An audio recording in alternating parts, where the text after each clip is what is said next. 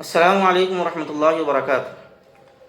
الحمدللہ رب العالمین والصلاة علی رسول اللہ الامین وعلی آلہ واصحابہ اجمعین، اما بعد۔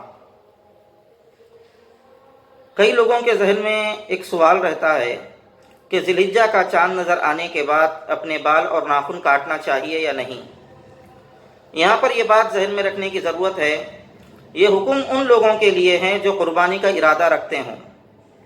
ترمذی اور مسلم شریف میں حضرت ام سلمہ رضی اللہ تعالی عنہا سے روایت ہے کہ رسول اللہ صلی اللہ علیہ وسلم نے ارشاد فرمایا، جو شخص قربانی کا ارادہ رکھتا ہو اور اس نے ذی الحجہ کا چاند دیکھ لیا تو اس کو چاہیے کہ وہ اپنے بال اور ناخن نہ کاٹے۔ واضح رہنا چاہیے یہ حکم مستحب ہے، فرض اور واجب نہیں ہے۔ اگر کسی نے ذی الحجہ کا چاند دیکھنے کے بعد اور قربانی کرنے سے پہلے اپنے بال اور ناخن کاٹ لیے تو ایسی صورت میں اس کی قربانی کے اوپر کوئی اثر اور فرق نہیں پڑے گا، اس کی قربانی اللہ کی جناب میں ضرور قبول ہوگی۔